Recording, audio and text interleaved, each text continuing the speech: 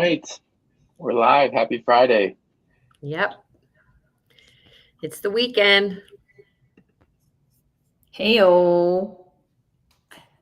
What's up, everyone? Welcome to this week's Bird Dog Breakdown. Yep. It's really it's our third episode. Yeah. I know. I didn't catch the second one. I was at a really cool conference last week. And so I'm happy you guys were able to still do it, which is great. But goodness, we're still getting a lot of submissions. Yeah. Yeah. It's really cool to see. We have a lot. And your guys' pipeline is getting pretty full. My pipeline's pretty full too, and just trying to get through all of them, correct? Correct. Yes. Yeah. It's good too. As we're going through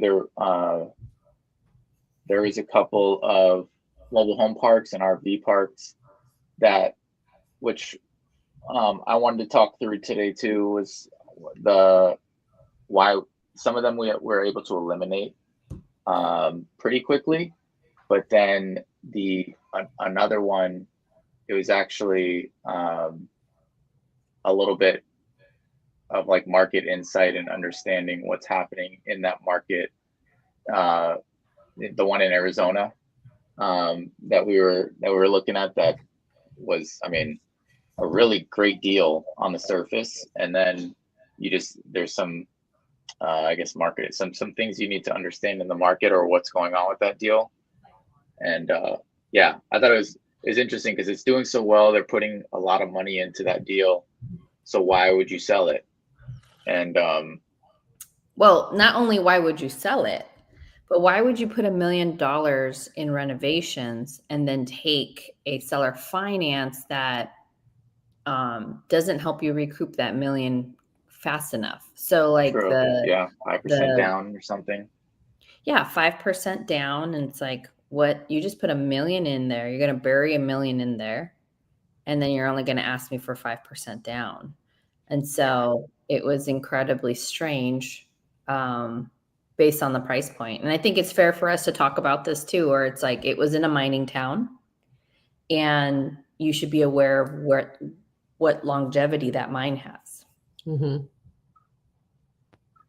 Sorry, I'm still getting my cold complete. I just had a sneeze. So the mine had what do you call it? It's supposed to be closing, and they failed to disclose that. So is it closing right away, Ingryd, or was there a few years left, or what was it? No, it's closing in, what is it, less than 15 years? Yeah, like 10 to 15 years. Soon enough to even if the play is to either exit maybe in 5 years or so, who's gonna come in and buy that? And then is there anything, like, it's 100% occupied, doing extremely well. Like it is ideal from a cash flow perspective, and the fact that you have 100% occupancy in an RV park, because it's longer term tenants. But yeah, it's if it's going to close in 10 to 15 years, you're going to have a hard time finding a decent buyer for that in 5 years, and you're trying to exit. And where's the value add? Like there's not a lot of value add there. You're buying it with, it's maxed out there. You can't add any more pads to it, and they put in like $1 million to renovate the place. So there's just not a lot there to value add, which is what we're looking for. And I think like what you guys are saying is, like, they didn't disclose that. There goes that $1 million, but there's no value there because of this, and you could not probably sell it. And you can't sell it now, and you're not going to be able to sell it even worse in 5 years if the mine keeps. But in Winnemucca, when we were looking at the one RV park, they had a 100-year mine, lithium mine, and it was being leased out in 20-year increments, and it was going to take them like 4 or 5 years just to get to the lithium. So like that would have been a great deal, because 100 years. Yep. So I don't know. Do we want to start with some of the, fix and flips? We had some co-living deals sent to us, Well, and then we can get into other ones. I do know that Monica has her appointment at 9 o'clock. So maybe we could start with one of her opportunities so that we can make sure that people can get her perspective, her feedback as a buyer, and then we can maybe move on to, I'd like to do a co-living one that we, technically 2 co-livings that we walked this past week. One submitted by Bird Dog. Yes. Okay. Awesome. So there's a couple that that I looked at this week. I actually looked at these before with Bobby. They were brought back alive this week, and it's let me just pull one up right now so I can go over it with you guys. Hold on. I have it right here in my inbox. Let's see.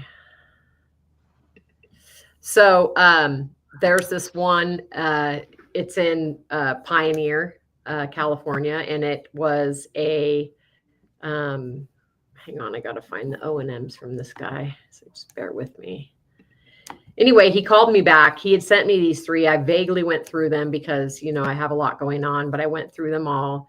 And he the thing is that what I've learned lately is right away, and I think if we can show the people these things, is that you can tell right away, kind of just from a quick calculation, if the park, the NOI, the price of the park, and if it's overpriced or overvalued. And so what I found was I was really interested in this one. He was asking $2 million. They're asking $2 million. It is a seller carry deal. The cap rate's only 4.37, and that's a really low cap rate. And it's already way overvalued, and it needs some work. So even just by looking at, if you guys get deals and you just get the offering sheet on it, it'll tell you most of the time what's the cap rate. Don't look at the pro forma. That means what it could be doing, because on this one they said the pro forma is 10.21, but the current, you have to go off current numbers and what is the park actually doing, because their assumptions may not come true, and then you're stuck with a park doing 4.37, and you could be paying money out of your pocket to keep it going. But I think that's the first thing that you guys should be looking at, is when you get the details, the very first ones, is there a way, Bobby, to teach them like the calculation? Isn't it NOI divided by purchase price, and then that gives you the cap rate? Yeah. So yeah, exactly. And the cap rate too. A lot of that can be negotiated as well, right? So to me, if you're looking at it, and a lot of times they'll put it on the OM, and they'll say the cap rate based on what the projections are, or the pro forma, right? What they think the property could make if everything is optimized. And so they'll give you the cap rate based off of that a lot of times. And really, when you do that, when you do the math of what it actually is making today, divided by the purchase price, then you get a good idea of what that looks like. And most of the time it's a lot lower. It's in like the 5s or 6s in the cap rates. And it's not worth that if there's a lot of value add that needs to be had to it. So we're trying to basically work backwards and say, okay, well then, in order for us to get this at a 9% cap rate or 10% cap rate, here's what the purchase price would need to be. And so you work backwards from that. But isn't that offensive? Don't you, like, for me, I feel like if I go to him, like, this guy wanted 2.2, what if I went to him and said, hey, what I'm getting is your property's worth 1.3, say. I'm just throwing out a number.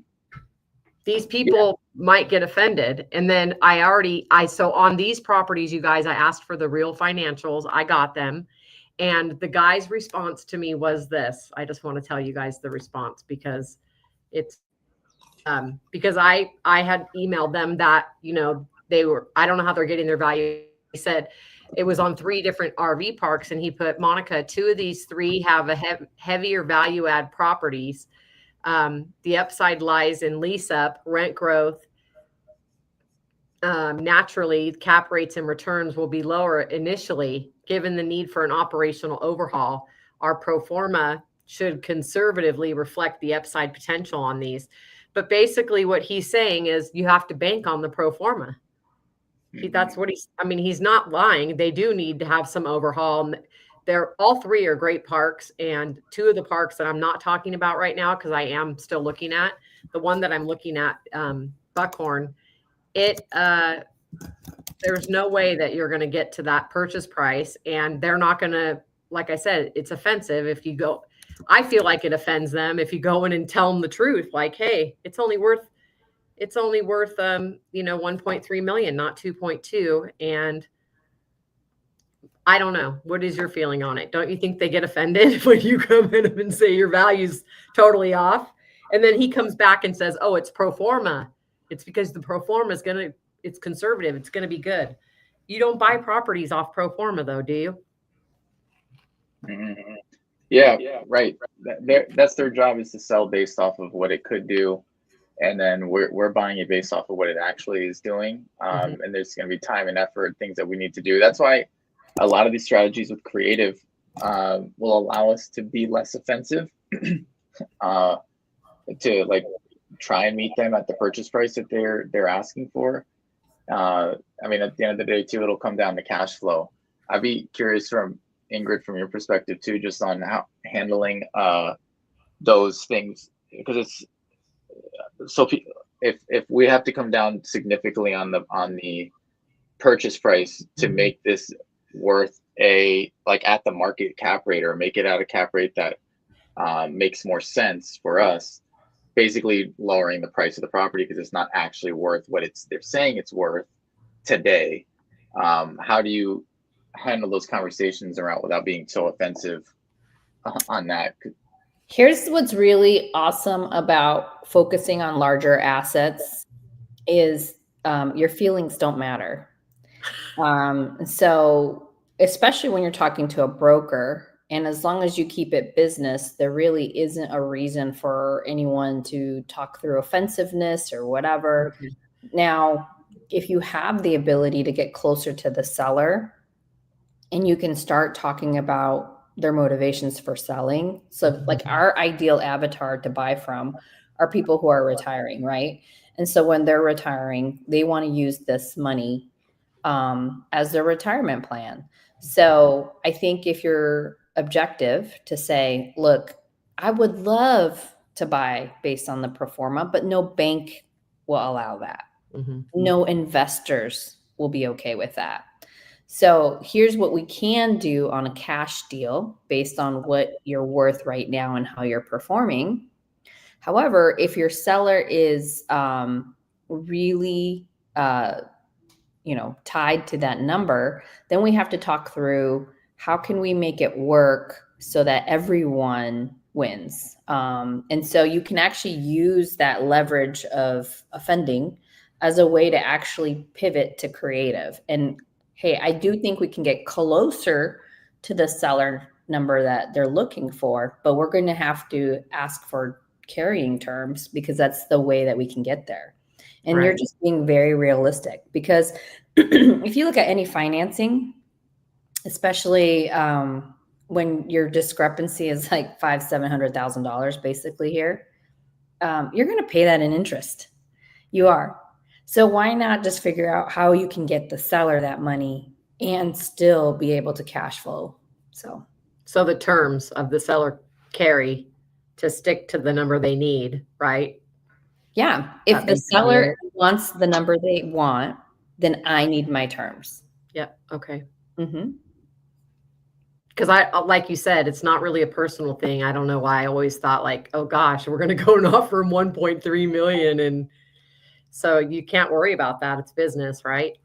Right. This is where you really have to kind of understand yourself and say, am I doing this based out of emotion, or am I doing this based out of the mathing? And it's something I often say, the math needs to math. If it doesn't math, then move on. You got to be the hot girl here. What do hot girls say all the time?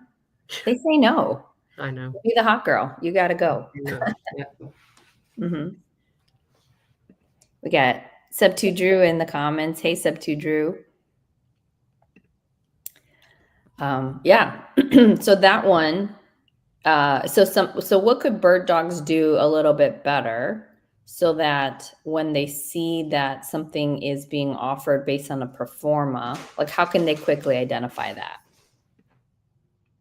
Yeah. So yeah, this is good. On the offering memorandum, the OM, a lot of the times they will have these details in there. So in and I want to find one that we did not go forward with, and I'll look for one. But essentially, when you look in there, you'll be able to see If I could share my screen, I can show them this buckhorn one, but I'm not sure on. Yeah, you can. Yeah, Okay. you just have at the bottom. You just have to hit that little plus sign. Okay. And share your screen. It'll add it to it. Okay, then let's see. Sorry, guys, I'm not used to StreamYard yet, so. Okay, the plus sign, sure. And then it says share screen. Perfect. All right. Once you probably have to choose a setting, and then I'll add it. Okay. So here's what he's talking about. Can you guys see my screen? Yep. Okay, yes. So right here, this is the details he's talking about. So can you zoom in a little bit? What do you want me to do? Can you zoom in a little bit? Of course. There we go. Okay, there we go.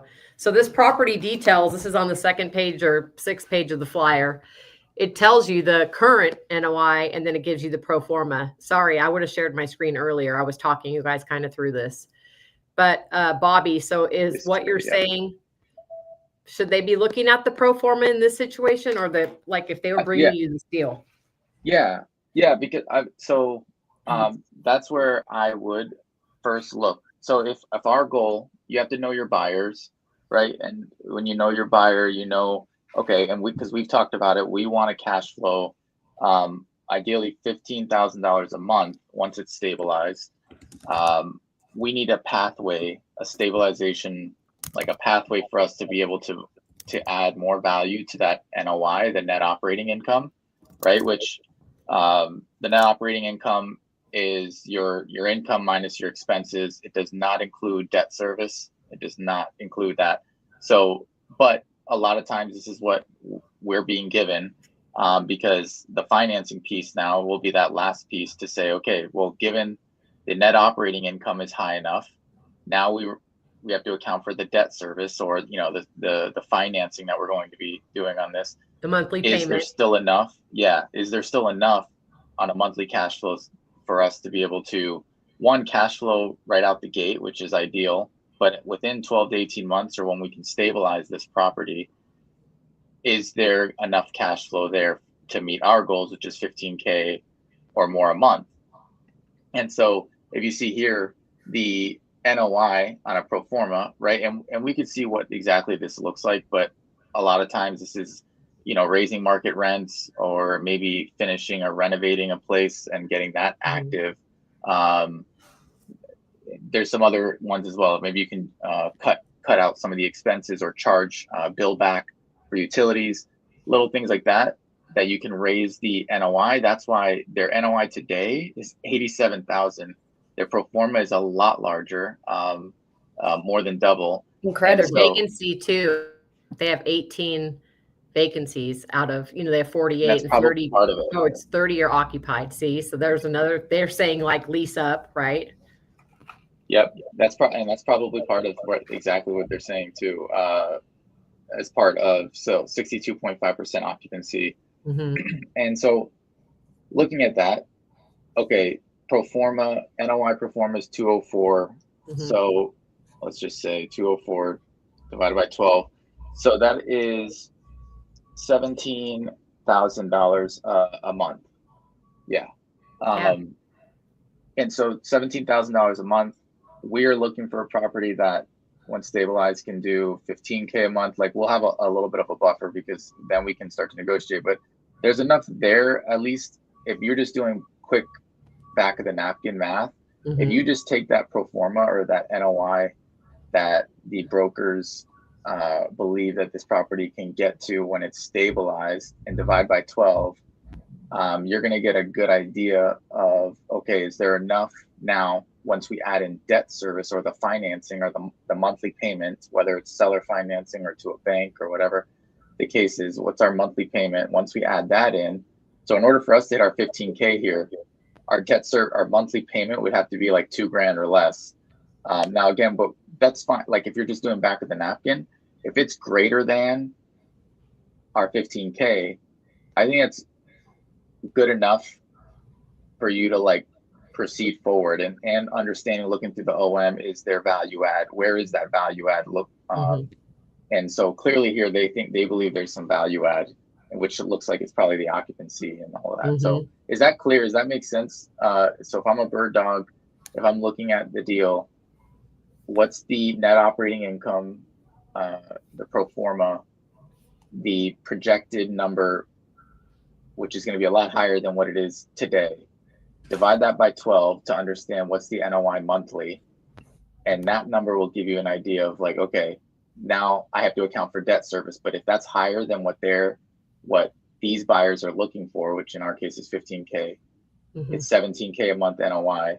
There's not a lot of wiggle room there. And so, but it's enough for you to back of the napkin and say, okay, I can send this their way. Right. Okay, good. That's some good tips for you bird dogs if you're sending, per what the buy box is looking for. But like he said, as long as it's near 15, there is a buffer there. Like this one's 17, we'd still look at it because it'd be close. You know what I mean? Depending on the debt service, I think, to what we would want. Yeah. Yeah. And so, some of these parks that we've been seeing, mobile home and RV, if you even read the operating or the offering memorandum or even the listing on like Crexy or LoopNet, a lot of times the brokers will say like value add opportunities, increase rents. Like they will lay out what they believe, even if it's not accurate. Like, but I've been looking at some that don't have any value add. Like even the broker's not even saying, because this thing is pretty stabilized already, and these people are selling at a top dollar on it, and so there's just not a lot of room for us to do much there. And why would they sell? Why would they give us like amazing terms? Maybe they're in a situation, in which case that is possible. But we want value add properties because we can help make more money and raise the appreciation. Cap rate. And well, again, it really just makes sense, just like any other real estate deal. It's not centric to RV or mobile home parks. It's why does the seller want to sell? Because maybe they realize their goals of maximizing value at that property. Perfect. But then if they want top dollar, the terms still have to make sense. So Bobby, just real quick for the people, like how do they know what is NOI? Like, I know that when I was first starting to invest, like NOI didn't make any sense to me. Yeah.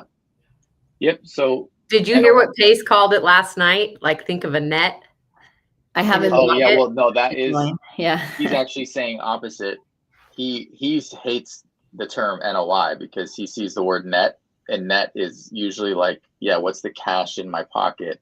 In the net of my pocket, which like a net. Yeah. So I get it.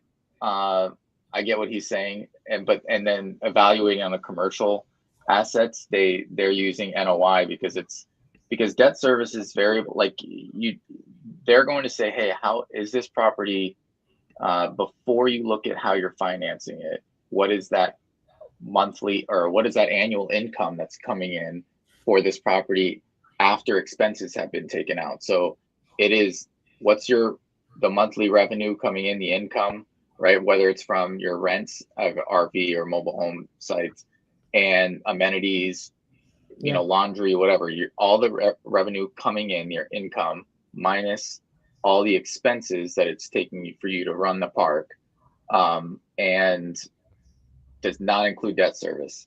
So just think it's before the debt service is there. And so that's what cap rate is calculated off of.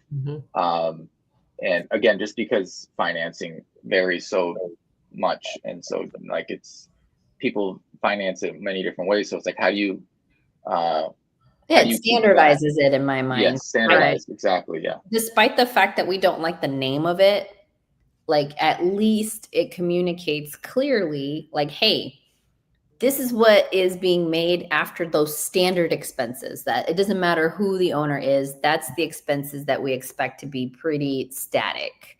However, because debt is based on the borrower and how what economic situation we're in, so many variabilities that they had to come up with a number that everybody can at least do the math against, right?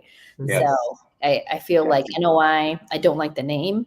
Yeah. It should be like money minus most of your expenses, and but your debt's not accounted It's a long acronym. yeah. So it's almost your net, if you will. Then at least you can quickly identify whether or not you can go and get a loan, and will it cover your loan? And then is it worth it? Because maybe it'll cover your loan, but all you have left is like, $1,000 or $2,000. Okay, that might not be worth it if there is no upside. Yeah. I actually, what you brought up too is such a good point. We talked about it last week too, Monica, was there's not a lot of volume in the commercial space enough to where you can just easily pull comps and understand the value of a park. Exactly. And so you not like can't a just house pull where you have recently 25, sold. millions of houses Exactly. by it. Yeah, and they're all different. They're all different sizes. They have everything about it's different. So to what Ingrid is saying, normalizing it. How do you compare and understand whether or not you're overpaying for a park or you're paying at their market value? That's how you are calculating cap rate, right? Their parks and commercial assets are bought and sold based on NOI divided by the cap rate. That's that value of the property. So if you take the net operating income divided by the cap rate, and that's how we work backwards when we're saying, no, the park is not worth 2 million, it's worth 1.3, because what we're saying is we're looking at maybe a market cap rate of 9%. So we're taking the NOI divided by 9%, and that's the purchase price. That's what the property is really valued at today. Correct. Based on the market. And like Ingrid said earlier, ARV, if you will. Sorry for interrupting you, Bobby. No, what go Ingrid ahead. said was that you could, but it's all about the terms too. Like if that seller needs the 2 million, you can figure it out instead of paying interest to a bank. There is so much creativity. Yes. And so you have to get creative, but it doesn't kill the deal, but it just makes it more challenging to come to the right terms for everybody. Yep. Well, again, it's a way for you to still be able to stay in the negotiation and not just automatically dismissing it. Yeah. So it's a way for you to use something that I feel like everybody can benefit from. So it's just another tool in the toolbox. Yes. You guys, I got to hop off. I'm already actually late, but that's okay.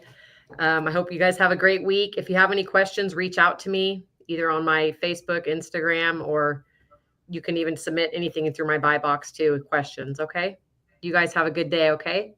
Awesome. Thank you. Bye, Monica. Thanks, Monica. Okay. Cool. All right. Well, so we got a little bit more education on the park that we said no to, and what NOI means and how it's actually useful, even though it's not our favorite way of communicating. Shall we do a co-living? Yeah, let's do it. I'm wondering if, because I think you can't share addresses, right? Depends on whether or not you're still. Oh, yes, right.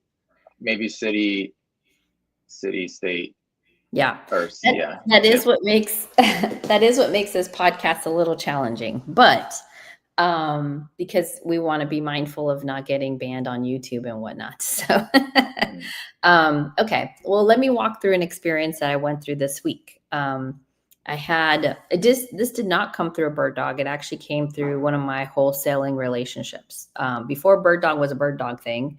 And since I'm a buyer, one of the active things that I do is I actually connect with other wholesalers in my community and let them know that I'm buying.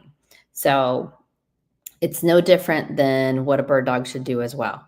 And what I let them know, obviously, even through, like, if you go to my website, ingridhernandez.com, that what am I buying right now? And so I was talking to a wholesaler, because here's my trigger, right? As a buyer. And if you're a bird dog, this should be your trigger too. Like, this is you, like, I sniff a bird.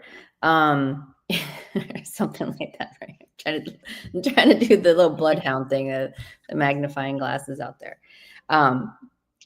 If you see a property in Metro Phoenix, meaning you're where the population is, okay? So think main roadways.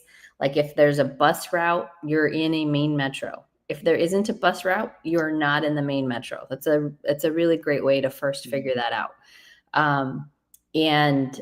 So I saw a property. It was in the Glendale, Phoenix kind of shifting neighborhoods. And I saw that it was 1688 square feet. And the purchase price started with a 2.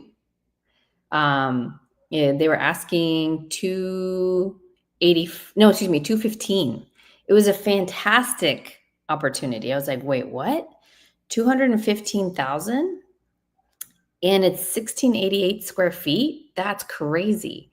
So I was like, right away, I texted and I was like, I'm interested. I didn't need to see anything. I didn't need to see pictures. I didn't need to see nothing. I was like, the square footage is on point for co-living. Co-living, you really don't want to go below 1,600 square feet, but sometimes you have to make slight concessions. But 1,600 is really that's like at the bottom. Really, I prefer starting at 1,700 or 1,800, if I'm being honest. So what do the room sizes have to look like that are sufficient enough for a co-living property, like 10 by 10?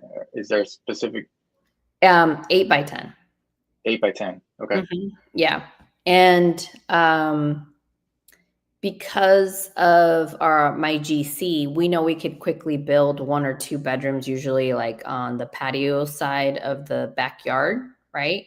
So what are the things I'm looking for co-living for expansion? So I'm looking, does it have a patio in the backyard, or can I work in a roof line to put in more rooms in the back? Does it have a carport that I can enclose, or does it have a garage that I can convert? Those are the things I'm looking for. Imagine me with my little magnifying glass thing that the dog has on this template. That's literally what I'm looking for. I'm like, okay, does it have one of these things? But because they marketed 1688 square feet and it was 215, like, I could almost see this being like an opportunity for us to BRRRR, because what in co-living on cash deals, I'm looking to BRRRR, which is buy, renovate, rent, and then refinance. That's what BRRRR stands for. And that is the tactic that investors use, where it's like, okay, I'm going to buy it, then I'm going to fix it up, then I'm going to rent it out. And then because now I can prove that I can cover my debt service, so how much I'm paying for mortgage and whatnot, that I'm actually making money, then it's easier for me to refinance. With co-living though, because I am newer to co-living on the cash side, I haven't done one like that. Both my co-living houses that I own right now were done creatively. So I'm like, okay, let's see so I'm also experimenting and doing things differently, by the way. Does it feel uncomfortable? Yes. Am I having to go do research and feel like I'm wasting time? A little bit. But there's these people who through, a very strong organization that focuses on co-living, they're like, oh, we have great co-living lenders for you. I'm like, oh, you have great co-living lenders for me? Great. What does that mean? Like, they have lending products specific to co-living? And I was told yes. By the way, that's a lie. I found out this week that it was a lie. There is no such thing as co-living lenders. Don't let them lie to you, because here's what's happening. Okay, I'm bringing you the juice, like the gem, like the BS that every guru out there is telling you about co-living. Unless it's commercial. If it's a commercial space that you're doing co-living with, then they're probably correct. Because here's the reality. we just went through NOI on the RV example, right? Mm-hmm. Where the asset is evaluated based on how much money it produces. So it doesn't comp. So you're not saying this property compares to this other property and that's the likely value. You're not doing that. You're saying this property makes this much money, and if it makes this much money, then it's worth this much because the DSCR gets covered, right? Debt service ratio coverage, all of those things. So I was like, oh wow, there's a co-living product. Awesome. I want to know about it. And again, these are single family houses. So that means 1 to 4 units on the property are considered single family residences and not commercial loans. Okay. You'd have to get the property rezoned in order for it to qualify for commercial lending. Okay. That needs to be clear and upfront. So if your property is zoned a single family residence and it's in the middle of other single family residences, it is highly, highly unlikely that it will get rezoned for commercial. Okay. I want to make sure, take the blinders off of everybody. So I literally talked to 4 lenders this week. And mind you, I sleep with my lender. Okay. My husband is a lender. I don't need to go get a lender on DSCRs. I have a lender who'll give me the hookup on lending products. And so I was talking to all of them. I was like, hey, you're marketing yourself as a co-living lender. What does that mean? Does that mean I get, you're using NOI, you're using the potential of the blah, blah, blah? Nope. All of them, what they do is look at your 4 or 5 bedroom properties in that neighborhood and use that as your comp. Okay. So that's one thing. You have to know what the houses in that neighborhood that are higher bedroom count are getting. So what is the appraised value for a 4 or 5 bedroom, 2-3 bath house in that neighborhood? That's the top of your appraisal value that you will get for your property. It's highly unlikely that an appraiser is going to give you too much valuation above that. They may, but not much. Okay. So imagine you were able to build out to 6 bedrooms, and we're going to hold that right there. So I'm like, okay. By the way, I went to this property not knowing any of this stuff. I wanted to first figure out whether or not this property would work. And I found out some bad stuff, but I'm going to let you know a little bit more about that in a second. So then I talked to this lender and he's like, no, here's what you have to do. You have to build out your property, your co-living property, where you still have a living room space, a kitchen, like you have communal space. Almost think of it almost like if they are not connected, or if they are connected, like you need to have your communal space and your kitchen. Okay. And so it has to look conforming. That is a term that we use in real estate when your property needs to conform to how all other properties in that neighborhood look and feel. Okay. If it's non-conforming, you actually lose value. You don't gain value. Okay. And so I'm like, okay, so if I have to keep a living room and maybe a small dining room and a kitchen, that means I can't build out the rest of my rooms until after it's been appraised and after all that has happened. Okay. So when we looked at this neighborhood, the highest appraisal value was in the high 3s. And so it's like, oh, well, that's not great. Because let's say the property appraised at like 380. Okay. 380,000 at 80%. Let's say that's what I can renovate to. My highest number is 304. Okay. This house needed a lot of work, but at 215, I could still make that work because I can put in about $80,000. I might have to bury like some of my holding costs that I use on the property, but still very marginally available to do a BRRRR. Okay. So I asked them, so your lending product isn't really a lending product for co-living. What makes it special? Well, what we do is we treat it more like a short-term rental. So the money that you will make can still, and I was like, okay, so you do NOI. He's like, no. So it's 2-parter. One is what will it appraise for? That's going to be your ceiling no matter what, no matter how good, or like literally one of the properties I walked this week too, I could put 9 bedrooms in there. And the average bedroom count was, or bedroom cost, let's call it, let's say it's between 700 and 800. So on the low side, I could make $6,300 a month on this house. Okay. But he said the highest I could appraise for was like 410. And I'm like, son of a, if it's 410 and I want a burr, my all in at 410 is 328.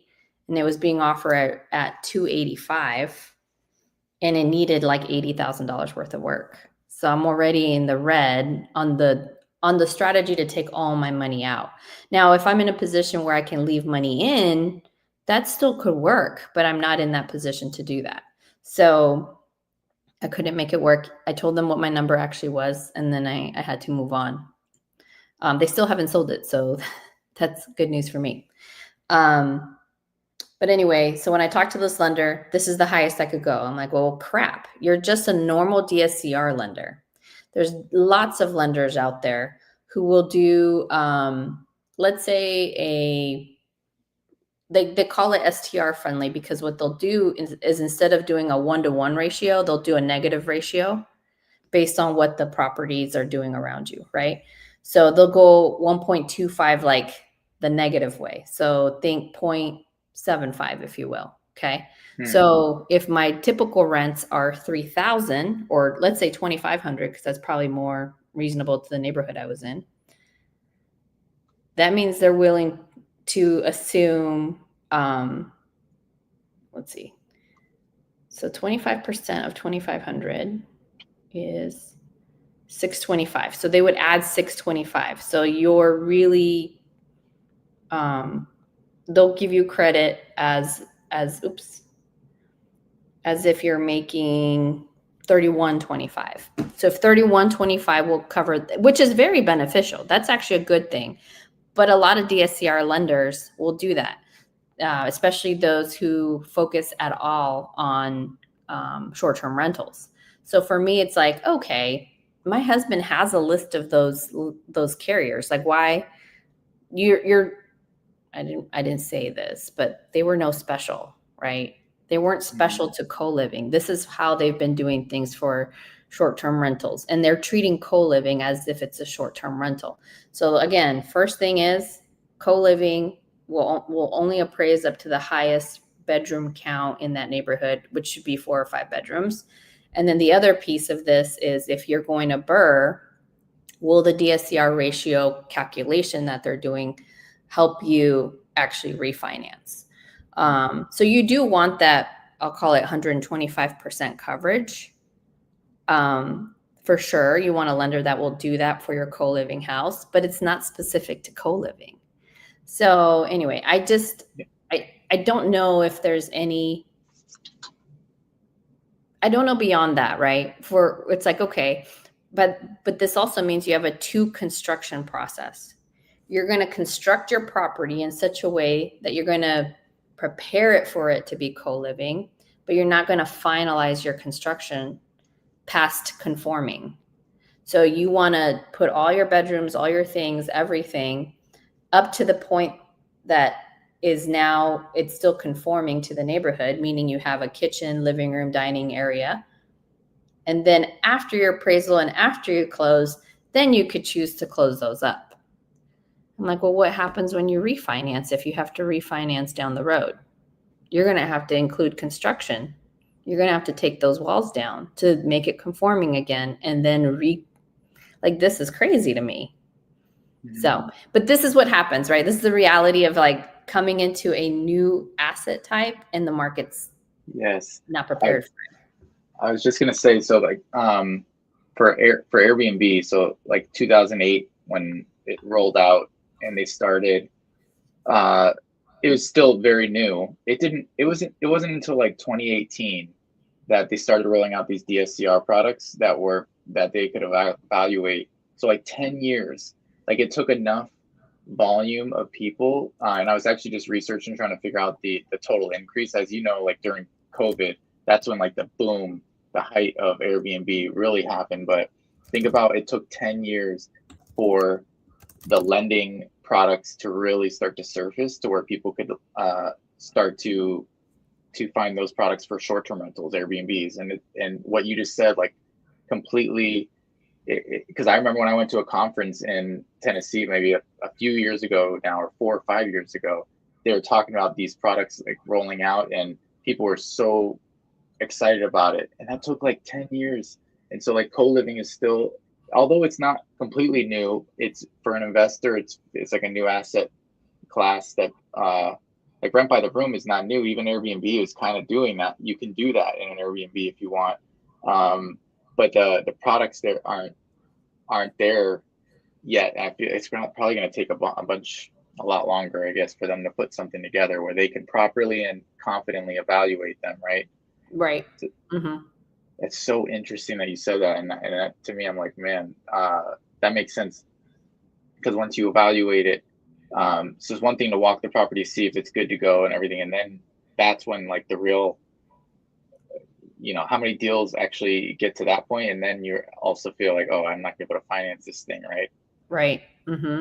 Michael Reyes, I saw a post a while ago about a company that has wall systems specifically for co-living builds. Have you looked into that? I have, and they're incredibly expensive, not worth it, in my opinion. So what makes them, or maybe what you can do is do everything that conforms your property, and then only put those walls up because you're going to have to bring them back down in order to refinance it or potentially sell your property in the future. That might be an approach, but they were incredibly expensive, Michael. Like once I actually did the math, I was like, wait a minute, like my GC could do this at like less than a quarter of the price that they're charging. Like it was so crazy high that I was like, why are they even marketing this? This is weird. But who knows? I mean, I'm sure there's a customer for all kinds of stuff. So back to the story. We get out there. It's 109 degrees in Arizona, by the way. If you guys follow me on Instagram, at Ingryd_Hernandez, I was a bright cherry tomato and super hot because we were sitting out there for a good 15 minutes. Because what happened when I got there, apparently the seller, they must have gotten a better offer. They changed the locks. So the code that the guy gave me wasn't working, but we still started evaluating from the outside. And then we realized that the backyard patio, because again, we had permission to be there. The backyard patio was open, right? So that patio area, that additional space, I started thinking, I was like, this house looks really small without that addition. And then we walked through the addition. Part of it was actually a piece of shed. It wasn't like a strong roof line. Like we would actually have to tear that part down in order to keep the setbacks. And the setbacks is like your border of your property, how far away you need to be away from your border of your property with your property structure. And in Arizona, some have like 3 feet setbacks, others have 6 feet setbacks. It just depends. Most of them are like 3 feet or around there. And that has to do with if your house catches on fire, that it's unlikely it's going to catch other people's on fire, as an example. Or the firefighters, when they come to rescue your house, they have space to move around the property in between the borders and your house. So that's why those setbacks are there. And this house almost had no setback with this additional shed. And I was like, well, this is definitely unpermitted. And I'm like, this thing said it was 1,688 square feet. Let's go look at the county assessor. So while we were out there like sweating like to no end, we went on our phones and found that the county assessor had added that additional under roof line. And just so you guys know this too, just because it's under the county assessor does not mean it's permitted. And it was in livable space. What does livable space mean?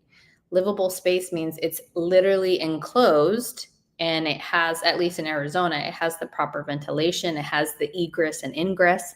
And this area didn't have any way to get back into the house. It was just kind of like a little attachment to the house, no way to get back in the house. So it was not livable space, and it was wide open. Like when we got there, the side of it was wide open. And so we knew this was not additional space. So once we calculated basing on what we thought the county assessor was doing, definitely was only like 1232 square feet, which is too small for co-living.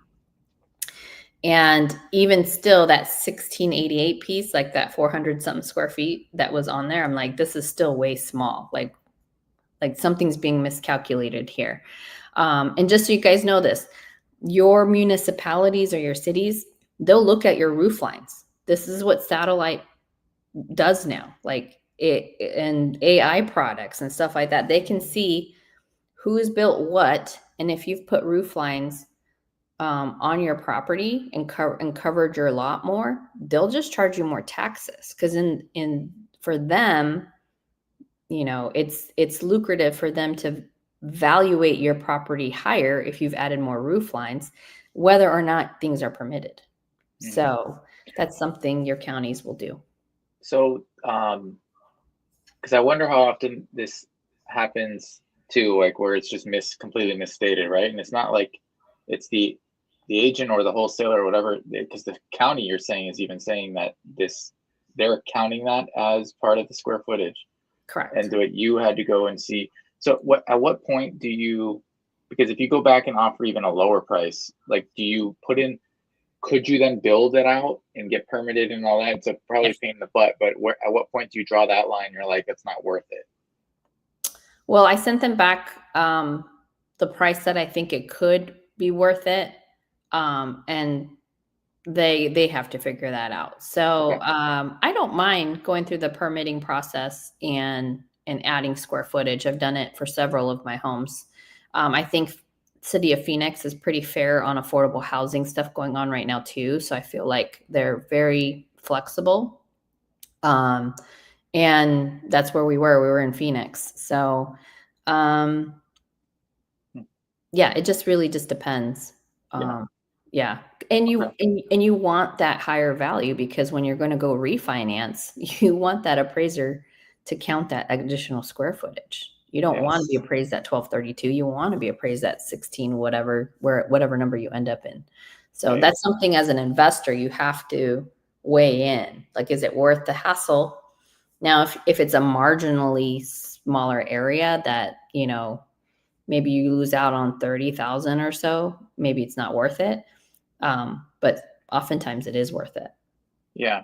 And maybe you look at the house, you're looking at ARV, and I know it's because it's co-living, it's different though, but it's not when it comes to getting it appraised, right? So when you get, I know you kind of just talked through that, but when you're appraising and you're trying to refinance out or whatever the case is, they're going to look at permitted square footage. Okay. And they'll do it through their appraisal process, like what other one-story homes with this. Like you can add it, but if the appraiser doesn't see that it's a part of the house, like it's permitted, they may or may not. Sometimes they actually do. They may or may not count it.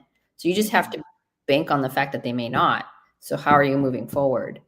So yes, that's something you have to be very prepared for. Yeah.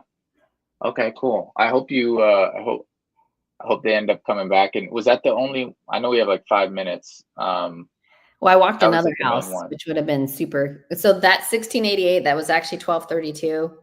That sucked because it was really, really hot. Then I come all the way home, which is like, I don't know, 40 minutes out, 35 minutes out.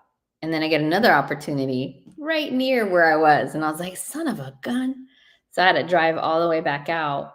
And I thought it was a property we're only going to get like 7 or 8 bedrooms out of. We could make 9 bedrooms and an additional bathroom in it. And I was like, oh, this is killer. But once I did the math, again, the thing that was holding me up on this property is that the highest appraised value was 410. And there was a 5-bedroom on market for like 417, 418, but it hasn't sold. So I was like, okay, well, we can't bank on an appraised value that's going to come higher than 410 because that's a closed property. And so if it's 410, I did my math backwards, right? So I'm like, okay, what's 80% of 410? Let's do it real quick for the people. So it's 328. And so the house was going to need probably $90,000 worth of work. So even let's say that I'm okay burying my holding costs, my purchase price needed to be around 238 and the house was at 285. So we had a huge discrepancy. And that's if you're going that BRRRR route, the cash to refinancing route, and not necessarily if this seller is open to, maybe they own it free and clear seller finance terms. Like ideally, a lot of these work more on creative, or I find that it's easier on creative, in my opinion, than, because the price has to be so low on the cash side to make it work that it's just really tough. Got it. Mm-hmm. Yeah. Cool. All right. Awesome. Well, I know we have a couple minutes left. I don't know if there was any questions. I know there's some comments here, but hopefully this was really helpful, just in terms of first going through the RV parks and mobile home parks, what we're looking at, what matters. I think the main thing to me is if you're a bird dog or anybody, as soon as you look through the deal, like open up the offering memorandum, the OM, and also when you're sending deals, get the financials with that OM to send them together, so that we can, because I'm gonna, like when I'm underwriting or Ingryd's looking at it, we're gonna come back and ask for financials, just because we need to understand and evaluate it, even just the last 12 months for now. And then look at that net operating income, that NOI number, and look at that pro forma, the projected NOI number that they're saying on the OM. Read through the OM and see, like, are they brokers talking about value add opportunities? And just so you get a good understanding, and then take that NOI, divide it by 12, so you understand the monthly NOI, and just see, like, is it greater than 15,000? Because my buyers want a cash flow 15,000. Yes, it'll have to end up being a lot more than that. And I'm working on putting something together that'll be even a better, like, quick back of the napkin, like calculator or rule of thumb that we can roll out to, like, the bird dogs. But for now, just look at that, right? If it's significantly lower than 15,000 a month in NOI, it's gonna be very difficult for us to add. We're gonna have to finance it somehow, and for us to even get to 15K is unlikely, unless there's a lot of development, like land that we can develop new pads or anything like that on there. But so there was that, and then we talked through co-living. So hopefully you guys found that helpful. Ingryd, your website's there. I'm just gonna put it here at the bottom. If you guys have any deals, anything you want to send us, our buy boxes are there at the bottom of the screen. Yeah. And remember, we're doing this every Friday because it's really hard to keep up with giving everyone personal feedback. What we have done is improved our systems, though, so that you will get back in an email format, if we have the time, or if we think it's worth the going after it. We'll give you the price that we actually think will work for us, and then additional notes. So that's part of the new automation that Bobby put into our system this week. So hopefully that'll be helpful as we give you guys feedback. But these sessions on these Fridays is so that you guys can come and ask your questions in case people aren't, in case we haven't gotten to your deal. You can actually ask questions here about feedback on what we're looking for. But awesome. Yeah, I wonder too, just in the future, maybe we bring some people backstage and bring them on too, and that's like an opportunity there to where we can walk through certain deals or a number of deals that they've sent. So maybe we can incorporate that too in the future. That'll be fun. Just real quick. So Kaylee on Instagram, because we've had about 15, 20 viewers out on Instagram while we've been on YouTube. Kaylee did bring up, would it make sense for a 10-bedroom failed group home to change it to co-living? The answer is absolutely yes. And ideally, if it's creative, because then I don't have to necessarily worry about appraised values and stuff like that, because that's already going to be a non-conforming property. So it's going to be a little bit harder to get that appraised value. Because on a group home, and that is a failed group home, let's say it's an empty group home, they're going to try, if they're going to treat it more commercially, they're going to have to see an operating agreement with a group home operator and that the property is licensed. And that's like a 6-month process. I think there is some exceptions with group homes, true group homes, like that they have to be licensed and they're somewhat treated like commercial properties. But I would love a failed group home that has 10 bedrooms. And that I could get creatively. And then as far as like, you don't get pushback on creative with changing the structure of the home so much. That's not necessarily the case. It's just getting started with that property. You have to make a decision as an investor, whether or not you're going to go get your permits. But if you've already accounted for that build out with your private money lender, you could just move forward with your build out without having to go through the permit stuff. You could. But again, you have to make that decision as an investor. Yeah. Awesome. What about the future appreciation of 4 or 5 bedrooms also? What does bury your closing cost mean? Oh, okay. So, I think Jennifer's the one that sent the deal to me this week. What about the future appreciation of 4 or 5? You can, just like when we talked about the RV parks, you can't bank on future valuation. You have to bank on what is closed today. Like what are they evaluating things today? Could increase, absolutely. But what is it today? And then burying your closing costs means oftentimes as investors, we're trying to get to infinite returns, meaning any money I put towards an investment, I'm going to get all that money back out. So when you're burying any of your money in a deal, that means you're going to just leave your cash in the deal, whatever that money looks like. So for me, closing costs on a property is usually about 2% or 1.5%, 2% of the purchase price. So imagine if you had like a 200,000 or we'll say 300,000 because that's more realistic. 2, 4, 6. So you're bearing around $6,000. But I don't recall I said closing costs. I said holding costs. Holding costs are never really less than 10, 15 grand to start. So that's what I meant is if because of the math, I could probably get all of my money back out after I refinance, except holding costs, which would have been probably around 15K. Yeah. I do have to get to my next meeting though. Cool. We'll see you guys next Friday. Thank you. Thanks everyone. All right. Bye.